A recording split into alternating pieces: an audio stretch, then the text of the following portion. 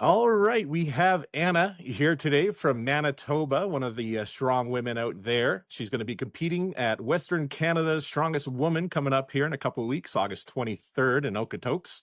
Looking forward to that. Anastasia, this will be your second time competing at Western Canada's Strongest Woman. What's harder? Like your first time competing in Strong Woman or trying to like explain to your friends what it is? Oh my gosh. Yeah, it would definitely be explaining it to people who aren't in the community.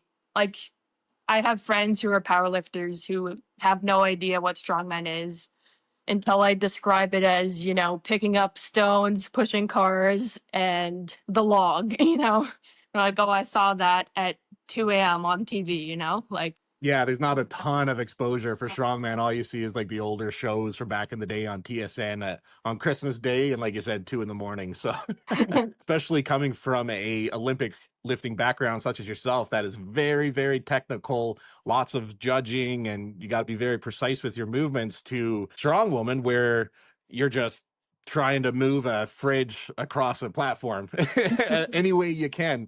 It's kind of interesting to see. So, like, what would you say would be more satisfying? Kind of hitting a nice snatch in Olympic lifting, or carrying a small deep freeze across a platform? I'd say a snatch just because it takes so long to get the technique down to the point as like when you do, it's so satisfying because you could be training for like say 6 months to get to that point, and then you finally hit it. You're like, oh my god, like I did it, and then you're super proud, even if it's a training lift and not in competition, right? Although, I mean, lifting fridges and freaking stones and stuff like that is also very cool in a different way, right? I enjoy both for very different reasons. I can't really pick, like, Olympic lifting is my like primary focus, but I feel like without, going off and doing the strongman in the summer, I would get a little bit bored of it. Just bored of the repetition, like coming off a full season and trying to qualify for nationals and all that is just like 6 months of straight just weightlifting, right? And then going to do the log charity event we have in March is like a nice thing to train for, to kind of like split things up. Yeah, and what is that comp again? There's a log charity event that we host at Iron Age in Manitoba every year in March for the North End Women's Center. Other gyms host, little charity events like, an axle deadlift and a press, things like that, or a truck pull. There was a truck pull at the Forge in Winkler a couple weekends ago. Yeah, that's awesome. I love that stuff. Anything to do with charity and helping out with that stuff where we can also showcase our talents is always a fun day out for sure. And yeah, so this will be your second time competing at Western Canada's Strongest Woman. As you mentioned, it was your first pro-am with a lot more pro women in it. Mhm. And so looking at it last year versus going into it this year, how are you feeling? Are you a bit more calmer than last year, or is the butterflies just kind of out of control? Honestly, I was quite calm last year even. Coming off bad performance at Manitoba's last year, it's like it's really only up from here. Like,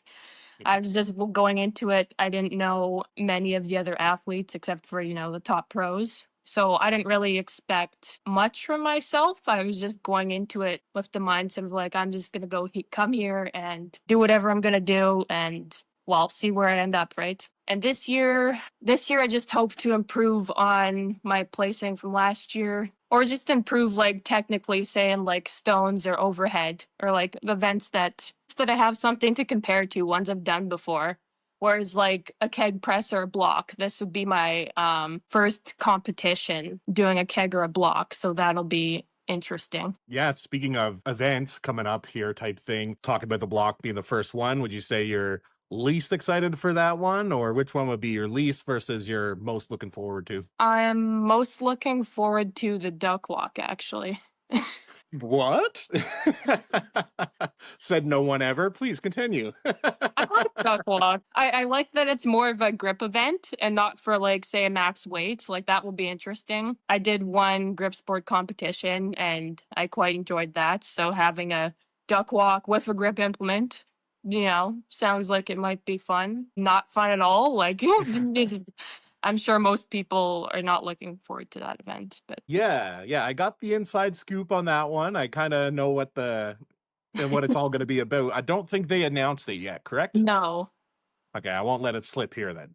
Yeah, it's a day of thing, I think. Yeah. No, that's gonna be fun. I'm looking forward to that. It's cool. Like the duck walk is tough enough, let alone like a surprise, something you gotta hold on to. So that's exciting. I'm looking forward to that. Yeah, and I'd say my least favorite event would be deadlift just because that is my weakest event in any competition really. So although I'm better from height, so this will be a more favorable deadlift for me.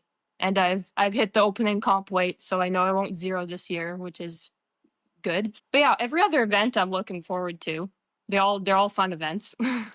And yeah, so you're in the gym, you're getting ready for a big lift, trying to hit a PR. Do you have a certain song or anything that kind of gets you hyped up? Is it music or smelling salts or kind of where do you go for your happy place?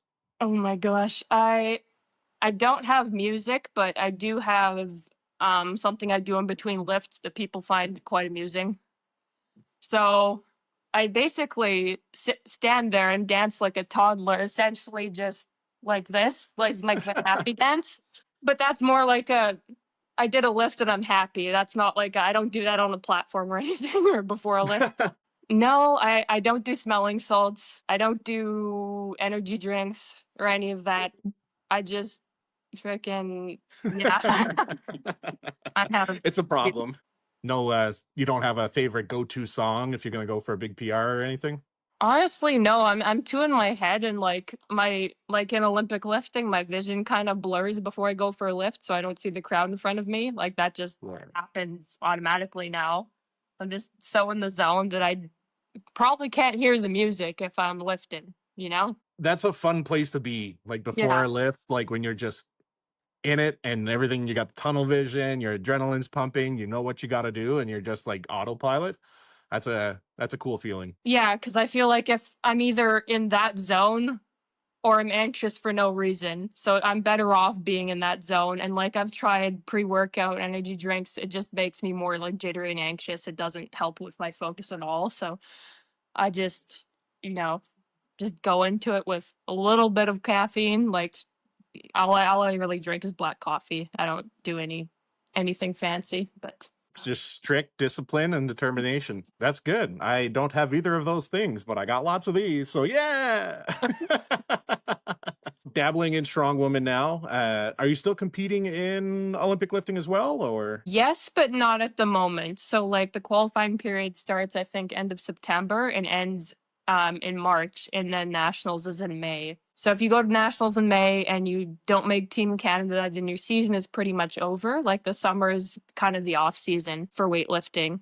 You have more time to train, assuming you're not going to, like Commonwealth Games or Pan Ams or things like that. But yeah, that's why I do strongman in the summer. I do some of my Olympic lifting training, but not nearly as much as I would during the season. Yeah, just to kind of stay fresh with the movements. Yeah, because you do lose it fast if you don't stick with it. I have a Yeah. competition end of October would be my next one. In Olympic lifting? Yeah. Is that out there in Manitoba? Yes. All right, cool. Well, if it's live streamed, share it with me. I'll share it with everyone out there so we can get some people checking out that sport as well. Oh my gosh, they're horrible with live streams and weightlifting. Like nationals, a couple years ago when I went was just a phone on a tripod and they let it run. And they had it running overnight too. Like they did not check it at all. The audio and visual, everything was horrible. So blurry. Yeah. Yeah, I've done a couple Olympic lifting meets out here and they're cool to see, like the movements and stuff. Like you got to really understand it to appreciate it because it's very technical. But yeah, they're long days. I'm not a big fan of how they kind of game the system with setting attempts to buy the athlete more time, like the Yes. coaches. And like I get it, that's part of the game. And if it's a advantage you can use, yeah, give yourself more time to rest. But for a spectator side of things from the sport, you're just like, just lift away. Yeah, it's boring to watch, but not as boring as powerlifting, I'd say. I've heard powerlifting is the worst sport to watch. Um, Shots fired. it WRPF is pretty good though. Oh yeah, I love WRPF. I love doing their meets. They Yeah. bring the show. They have a good time. Yes. Which Mm, one do you think would be more popular, Olympic lifting or strongwoman? Someone came up to you and asked you, "Hey, like, which should I do, Olympic lifting or strongwoman?" What would you say? I would say strong woman and say Olympic lifting because I enjoy it, but Like it takes so long to get good at it. Like good enough to the point like it took me 6 months to learn where like to make contact with the bar properly. Like people don't have the patience for it. Like it takes years. Even if you're naturally, talented or you didn't even happen to be strong already, because you can be strong and not be good at Olympic lifting, and you can Yeah. be technical but not be strong and still be good at Olympic lifting. So it's like there's just so much to learn, and anyone who I've recommended it to has like started then quit within the first 4 months. So but then whereas strongman, you can hop into a novice show right away, have a great time, and then want to keep going with the season, right? So like, oh, this is fun, this is new. And then the community is also great. So I'd say the community is a lot better than any other sporting community I've been in. Last year, competing at Strongest Woman in Western Canada, you really shook up some points on that overhead press. A lot of people were talking about how snappy and quick and efficient it was. How you feeling about this year's overhead press? You think you're going to take the win on that one? I was hoping for maybe third place. um, that particular event, I know I'm not beating Jackie. She's just so much stronger and probably faster in split times and all that. I'm confident in the first three implements. I haven't trained block too much, so I'm not sure how that will go. But I think, as usual, pressing will probably be one of my better events, regardless of what the press is. So yeah, I don't know if I'm looking forward to it. Yeah, we think we've mentioned your name a couple times in the previous interviews if Yeah. you've been watching, and yeah, we're confident. I think we're more confident in your overhead pressing than you are at this point. Just talking to you a little bit. Well, it's like it's always anytime I go to a competition, like people talk because they're not expecting. Like I just come out of nowhere and get an event win, or like, oh, you're so small but you lift so much, and that's what I get all the time. I have gained 10 pounds, so I'm not as small as I was last year. Yeah, in the past 6 months, which is a big deal because I'm naturally just my default is just skinny, so I don't Yeah, yeah. weight easily. So it was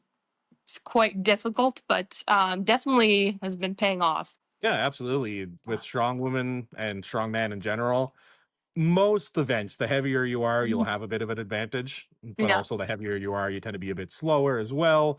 So yeah, it's a fine balance.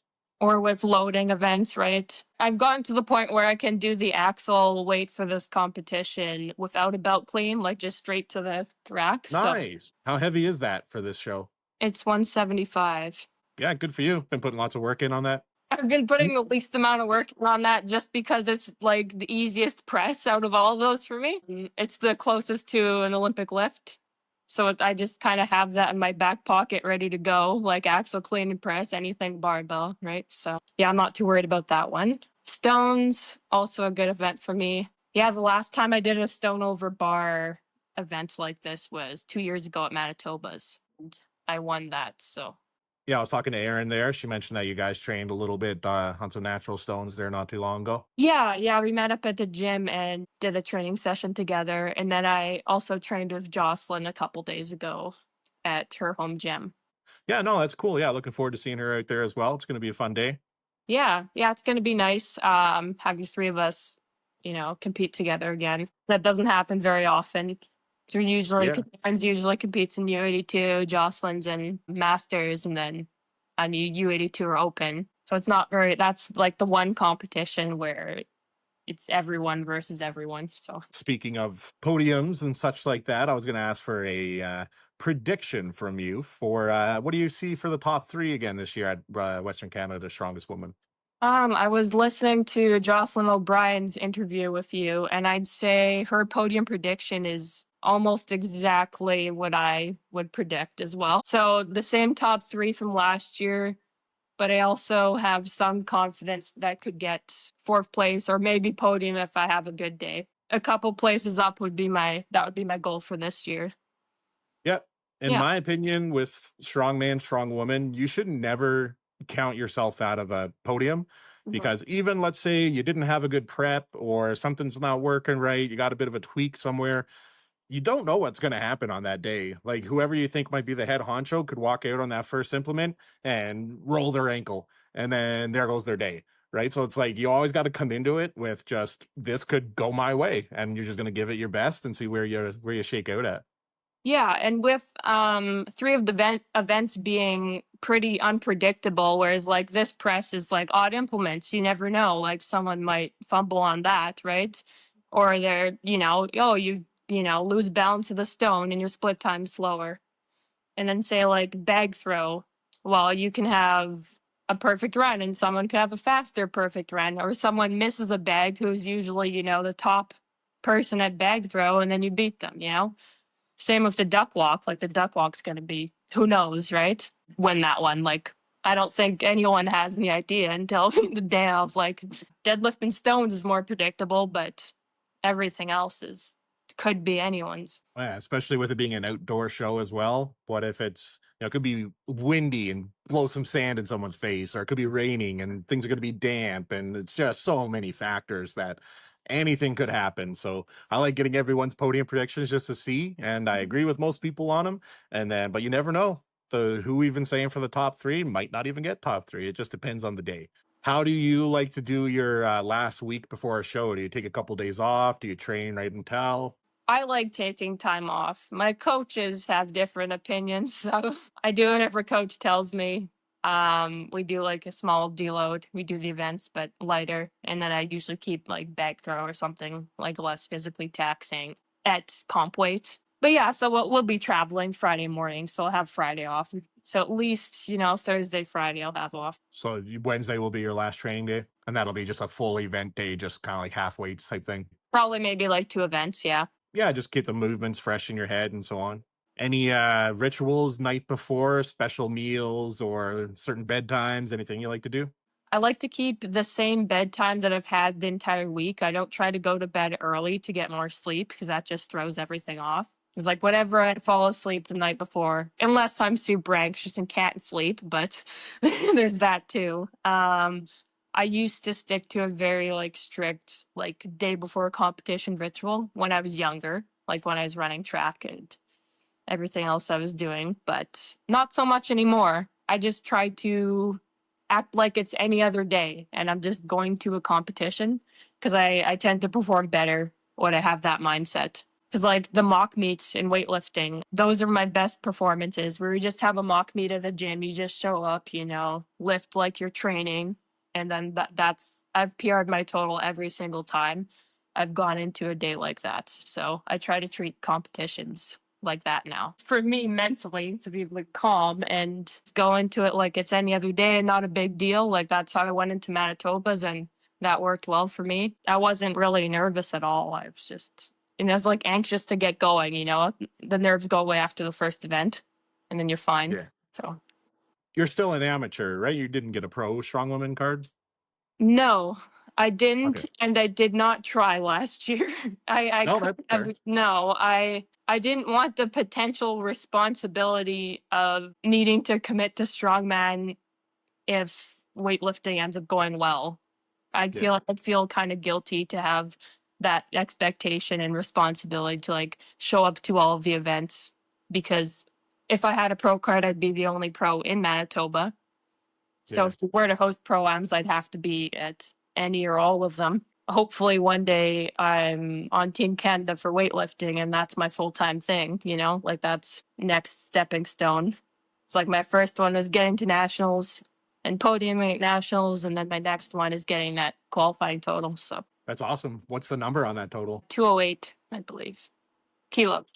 No aspirations of, like we talked about, going for the Strongwoman pro card anytime soon, then the Olympic lifting's the main focus. Well, if it happens, it happens. Like say I had a good day and I got third and got a pro card. That's amazing. It'd be cool to be the first woman in Manitoba to have one. That would be very cool. But yeah, I don't say that. I don't think that's my like that was my goal in my first year when I was like all in on strongman and wasn't weightlifting hadn't gone well for me yet. This is before I had my like at that point I was 25 kilos off of a qualifying total to get to nationals. Like that's how far away I was. Like I asked my coach, is like, oh, do you think you could go to nationals? Or I asked him if he thought I could go, and he's like, no, like was that a joke? And then I switched coaches and my total went up by 20 kilos and I made the total, and then I went. So it was like There you completely go. unexpected at the time. So Oh yeah. No, finding that good coach yeah, that's not only smart but believes in you is huge. I'm glad I found a coach like my weightlifting coach. Higher expectations for me than I have for myself because I'm like Yeah. usually I'm pretty competitive person. I can't help it. So but people say I have lofty goals, but his are even more lofty than mine. Like I don't know what he sees in me, but he sees it and he's like hoping that one day I achieve whatever he's trying to get me to achieve by, whatever training he's getting me to do here. So yeah, I'm glad I have a coach like that and not one who they're trying to total more than me. Of course you can't. Like Yeah. if my previous coach had the total I'm trying to get right now, it's like, They want to see you succeed, but not do better than them. yes, exactly. See that's the thing that doesn't happen as much in strongmen, I'd say. Like people a Mm. lot more supportive of each other. Even if you surpass them, you're better than them in whatever way, like they're still supportive. You can, like you're competitive at the competition head to head and then you're all nice to each other after. A big family and like each province has their, strongman family. So Yeah, no, fully agree. It's been mentioned in every interview I've done so far. It's just the community is awesome. So yeah, getting started with Olympic lifting, moving into strong woman training as well. Is there anyone that has really helped you out along the way? Any coaches, friends, people you want to give a shout out to? yeah, Tyler Sigurdsson, my strongman coach. Terry Hadlow, my weightlifting coach. Michael, my boyfriend, he helps me with my meal prepping and, help me gain weight. Good. And then Garrett Wurstiak from Brandon, Jack Gym, his home gym there that I train at when I'm in school. So I go to Brandon for school every year for Okay, plumbing school. So cool. I train with him there and he doesn't charge anything. So yeah. That works out. Free is good. Yes, that's about it that I had. Is there anything that I missed that you wanted to talk about or get the word out about anything? I have a house hippo collection. What? Please share. I have more than two, but this is my porcelain one. This is my original What? hippo. No, Yeah. wait, what's his name? He doesn't have a name. You gotta name him. I'm not that great. I don't even think I could name a dog if I had one right now. I don't. Well, the little one's name is Henry. I'll call him Okay. Henry for you. Do you Okay. and the big one doesn't have a name either? No, he's made of wood though. He's from Africa. My brother brought him back from Africa for me. Ah, so it's a boy? It's palm sized. This one's a boy. That This one's a one boy? genderless. Okay, so I'll take back the Henry. So the big one is Henry and the little one is Henrietta. That's what we're gonna do. Okay. And then I Well, have a couple others. is it you're just a fan of hippos? No, I got this house hippo on Marketplace. I saw it and was like, oh, that's a nice figurine. It's a house Yeah. hippo. Doesn't take up too much space. You can like hide him in corners of my apartment. That caught on. My brothers started buying me freaking house hippos, and now I have 6 total. That's awesome. I love that. Yeah, this one's like palm sized. It's suiting Yeah. nice cold. That's wicked. I like it. You're the first hippo collector besides me that I've met. Well, Anna, thank you for your time. I appreciate it. Looking forward to seeing you here in less than 2 weeks at Western Canada's Strongest Woman. See if we can get you moved up a couple points in the placings there. We'll see you in a couple weeks. Okay. Bye bye. All right.